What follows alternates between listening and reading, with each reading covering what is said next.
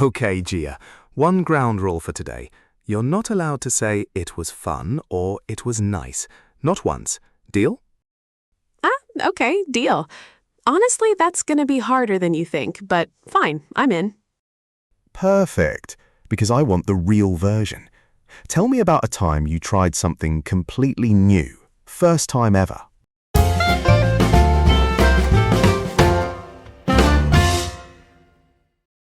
So, what's the thing? Take me back to it. Where were you and how did you even end up there? So, a friend of mine basically dragged me to an indoor climbing gym, bouldering, the walls with the colored grips, and it was completely out of my comfort zone. Like, I'm not a sporty person at all. I almost made up an excuse to leave before we even started. So, pause. I want to flag out of my comfort zone. Most people would say it was scary or it was new, which is flatter. This one says you chose to stretch. Hold it. Keep going. Yeah, exactly. I'd convinced myself I'd be terrible at it.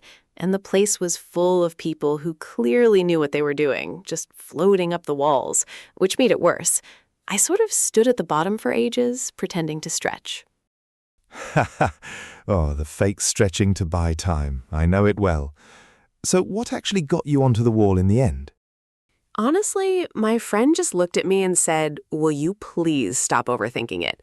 So I kind of took a breath and decided to take the plunge. I grabbed the first two holds and pulled myself up before I could change my mind.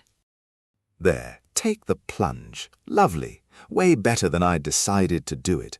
It carries the hesitation and the leap in one phrase. That's another one for the breakdown. Carry on. I'd say, I got about a meter up and just froze completely. My arms were shaking and I sort of half fell, half climbed back down onto the mat. Right, so the first go didn't exactly go to plan, did it? Did it click at some point, or was it a slog the whole session? It clicked, actually, slowly. After maybe 4 or 5 tries, I started to get the hang of it. Like, I realized it's more about your legs than your arms. Once that landed, I managed to get all the way to the top of an easy route, and I was genuinely thrilled. Get the hang of it. Perfect. That's the idiom for slowly becoming good at something. Beats I got better every time. Examiners notice those. We'll dig in shortly. Keep painting it for me. I'd say, the weird part is how fast the fear turned into stubbornness. Every time I fell, I just wanted to try the same route again, immediately. I think I went up that wall about 20 times before they had to kick us out. 20 times. From someone who almost walked out. So would you say it stuck with you, or was it a one-off? It stuck. That's the funny thing. I went from dreading it to completely throwing myself into it.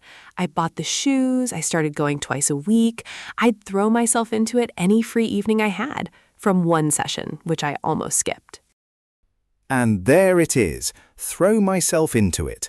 That's your whole arc in one phrase, from almost leaving to fully obsessed. We'll unpack it properly later. But tell me, why do you think it flipped so hard? I'd say it was the instant feedback, weirdly. You either reach the next grip or you don't. There's no faking it. And because I'd written myself off as not sporty, proving myself wrong felt kind of addictive. That's interesting. Do you think people are too quick to decide what they're not before they've actually tried? Definitely, yeah. I'd carried this "I'm not a sporty person" label for years without questioning it. And honestly, one evening on a climbing wall sort of dismantled it. It makes me wonder what else I've ruled out for no real reason. That's a great point. Is there a downside, though? Can chasing new things just become its own kind of pressure? Yeah, I'd say so. If you treat it as a checklist, try 50 new things this year, it loses the point. For me, it worked because it was one thing, properly, not a list I was rushing through to feel productive. Last one. If a friend was hovering at the bottom of their own wall, so to speak, what would you tell them? I'd say, you'll be bad at it for an hour, and then you won't. The being bad part is so short, but we treat it like it lasts forever. That hour is the whole price of admission, really. That's a brilliant place to stop. Can we zoom in on a few things you said? Because there's some really strong stuff in there. Yeah, please do. I'd genuinely love to know which bits actually landed and which were just me rambling about climbing. All right, nice work there, Gia. Before we wrap up, let's go back and look at a few of the expressions you used. I want you to really lock these in. Yes, please. I'd love to get these down properly. First up, out of my comfort zone. Gia, in your own words, what's the difference between that and just it was scary? I think scary is just the feeling, but comfort zone is more like I chose to do something I'd normally avoid. Exactly that. Scary is passive. It happens to you. Out of my comfort zone is active. You stepped past your own line on purpose. There's growth baked into it. Oh, I see. So it sort of implies I came out the other side of it, not just that I was afraid the whole time? Precisely. And you used it naturally. You said, quote, it was completely out of my comfort zone, like I'm not a sporty person at all. Perfect framing. Yeah, that one just came out. It honestly felt like the most accurate way to describe standing at that wall. Here's the lift. Most Band 6 candidates say, it was scary or it was new for me. Correct, but flat. This collocation signals you chose the challenge. Examiners love that on first-time topics. Got it. So should I save it for things that actually stretch me, not just things I don't enjoy? Exactly. It implies growth, so don't waste it on a bad meal. Bank this rep. Walking into that climbing gym was completely out of my comfort zone. Walking into that climbing gym was completely out of my comfort zone. Perfect. That's yours now. Next one, take the plunge. Gia, what do you picture when someone says that? I picture someone standing at the edge of a pool, hesitating, and then finally just jumping in all at once. That's the perfect image, and that's exactly the meaning. It's not any decision. It's the one you had to psych yourself up for. The hesitation is built into the phrase. Oh, so it wouldn't really work for something easy, like deciding what to have for lunch then. Right, that sounds way too dramatic for lunch. It needs real hesitation behind it. And you used it beautifully. You said, quote, I decided to take the plunge right before pulling yourself up the wall. Yeah, that genuinely was the moment. I knew if I thought about it one more second, I'd have backed out completely. And that's why it lands. Most learners say, I decided to do it, which is correct but flat. Take the plunge carries the whole nervous leap in 3 words. Makes sense. So the trick is to save it for the decisions I actually had to talk myself into, right? Exactly. That's where it shines. Bank this rep. I took a breath and decided to take the plunge. I took a breath and decided to take the plunge. Lovely. That one's locked in. Third one, get the hang of it. Gia, what's the feeling that phrase describes for you? I think it's that moment where something stops being so awkward and suddenly starts to feel kind of natural. Exactly. And notice it's gradual. It's not, I instantly understood. It's the slow click after a few goes. The idiom carries that after some practice meaning on its own. Oh, so it's specifically about learning by doing rather than studying something from a book first. Spot on. It's hands-on learning. And you placed it perfectly. You said, quote, after 4 or 5 tries, I started to get the hang of it. That's textbook natural usage. Yeah, I've definitely heard it a lot, so it sort of came out on its own when I was describing the climbing. That's the goal. Most learners just say, I got better, which is fine but flat. The idiom paints the actual learning curve. Examiners hear the range.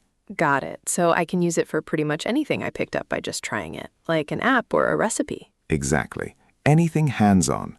Bank this rep. After 4 or 5 tries, I started to get the hang of it. After 4 or 5 tries, I started to get the hang of it. Perfect. That's a keeper. Last one, the big one, throw myself into it. Gia, what does that phrase add that I worked hard at it doesn't? I think it adds the feeling of being completely absorbed, like it kind of took over my free time, not just that I put in effort. That's exactly it. Worked hard is effort. Throw myself into it is immersion. You dive in wholeheartedly, and it swallows your attention. There's real energy in it. Oh, so it's more about how into it I was than just how many hours I spent then. Precisely, and it closed your whole story. You said, quote, I went from dreading it to completely throwing myself into it. That's your arc in one line. Yeah, that's honestly what happened. Within 2 weeks, I was basically planning my evenings around the climbing gym. And that's why it works. Most candidates say, I did it a lot, which is flat. The idiom paints the obsession. Examiners remember answers like that. One thing, does it work for calmer hobbies too, or only the ones I get really intense about? It leans intense, so save it for genuine passion, not a mild interest. Bank this rep. I went from dreading it to completely throwing myself into it. I went from dreading it to completely throwing myself into it. Beautiful. That's the whole episode in one line. That's yours now.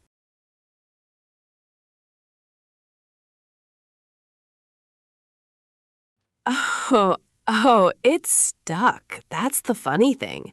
I went from dreading it to completely throwing myself into it. I bought the shoes, I started going twice a week. I'd throw myself into it any free evening I had, from one session, which I almost skipped.